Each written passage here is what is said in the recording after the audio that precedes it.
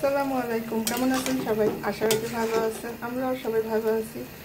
তো এই যে আমি এখন কি রান্না করতেছি দেখুন। এটা কি শাক, কে কে বলতে পারেন? এই শাকের নাম জানেন কেউ?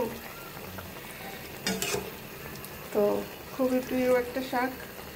এই শাকটা ভাজিও করা যায়, আবার এভাবে রান্নাও করা যায়। আজ আমি এমনিতে সবসময় ভাজিই করি, কিন্তু আজকে রান্না করতেছি।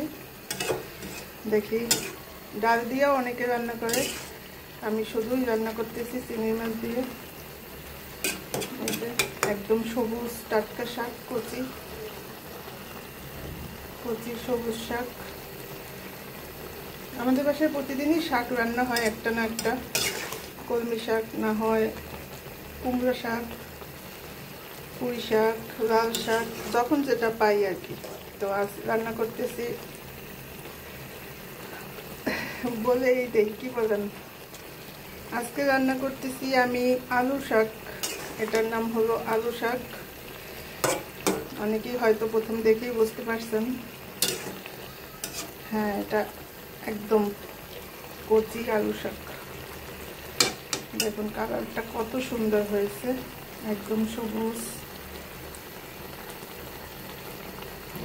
শাক খেতে আমার খুবই ভালো লাগে, যে কোনো শাক।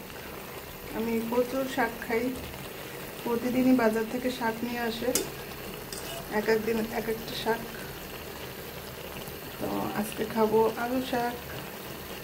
সবাই ভালো থাকবেন, আমাদের জন্য দোয়া করবেন। আজ পর্যন্তই, আল্লাহ হাফেজ।